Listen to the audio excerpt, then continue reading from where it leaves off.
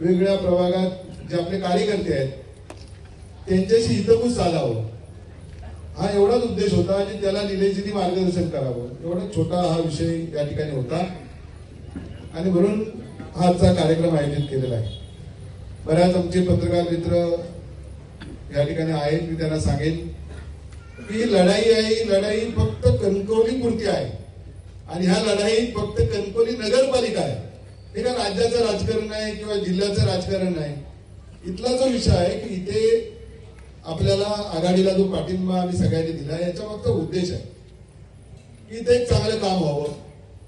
जसं निलेशजींचं मी बऱ्याच ठिकाणी उदाहरण देतो की कुडाळमध्ये फक्त सत्ता आल्यानंतर काय होऊ शकतं याचं उदाहरण कुडाळमध्ये याच्या पूर्वी पण अनेक सत्ता होत्या, पण एक रस्ता जो आपण बघितला वेंगुर्ल्याकडे जाणारा इतका सुंदर रस्ता की आज तर आपल्याला कुठल्या त्या कुडाळ शहरात जावं तसं वाचत पण नाही. मुंबई पुण्यासारखा रस्ता त्या ठिकाणी झाला म्हणून मी त्यांचा कौतुक मुद्दा या ठिकाणी करतो आणि आपल्याला तसाच विकास करायचा.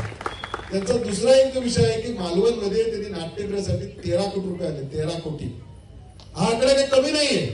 आपल्याकडे उद्या नाट्यगृह पाहिजे, आपल्याकडे चांगलं गार्डन पाहिजे, आपल्याकडे चांगलं स्टेडियम पाहिजे.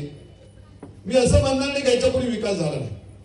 अनेक विकासाचे प्रश्न काही पूर्वी पण सोडले असतील, पण आपल्याला ते 5 वर्षात या ठिकाणी करायचं आहे आणि ते करण्यासाठी निलेशजींचं सहकार्य आहे.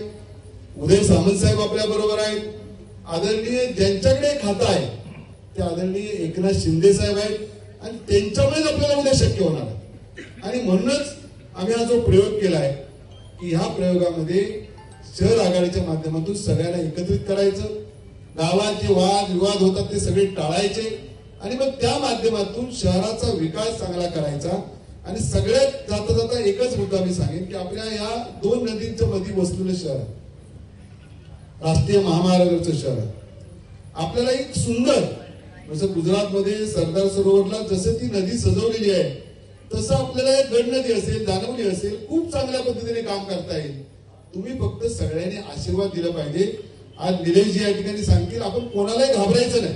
कुठल्याही बाबतीत कोणाला कोणी पूर्वीची पद्धत होती कोणी कोणाच्या नावावर दम दिला, हे या ठिकाणी आपण सर्वजण एकत्र आहोत तुम्हाला धीर देण्यासाठी, तुमच्या पाठीमागे खंबीरपणे. निलेशजी एवढंच नाहीये तर आपण जिथं जिथं बोलवाल तिथं तिथं प्रचाराला त्या ठिकाणी येणार आहेत आणि म्हणून आपण आजचा प्रयोग केलेला. मी आपल्या सर्वांच्या वतीने मी निलेशजींचं स्वागत करतो आणि मी या ठिकाणी थांबतोय. जय हिंद, जय महाराष्ट्र.